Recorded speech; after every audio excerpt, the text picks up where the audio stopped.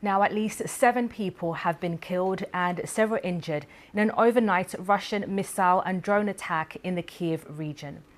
At least 6 of those who died were in a high-rise building in the capital. Kyiv's mayor Vitaly Klitschko said, adding that 19 others were injured in the city. It's also been announced that President Zelensky will be travelling to the UK today. Well, let's head live to Kyiv and our international news reporter Joel Gunter, who's there. And Joel, just tell us, what do we know about these latest strikes on the Kyiv region? Yes, hello. Another very, very heavy night of strikes in the Ukrainian capital here in Kyiv. As you said, at least 7 people known to have been killed in the Kyiv region, 2 more beyond Kyiv in Ukraine.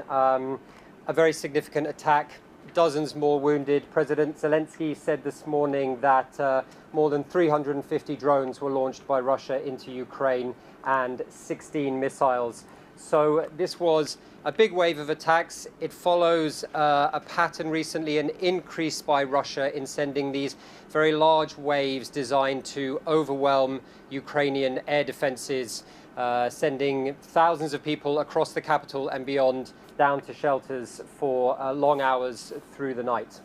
And Joel, as we mentioned there, President Zelensky is visiting the UK today.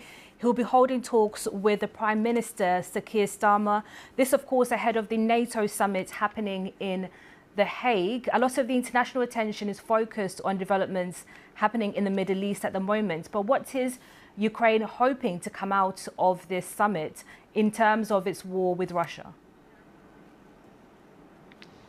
So for Ukraine, for President Zelensky, the strikes overnight, the very heavy strikes that we saw here last week, will underscore the country's desperate need for ongoing military support from its European partners and from the US. That is really the key for Ukraine. President Zelensky had hoped to meet President Trump last week at the G7 summit. It was a highly anticipated bilateral. President Trump left the conference early, meaning that meeting was cancelled, which was a blow for Zelensky. As you mentioned, he is in London today, meeting the Prime Minister.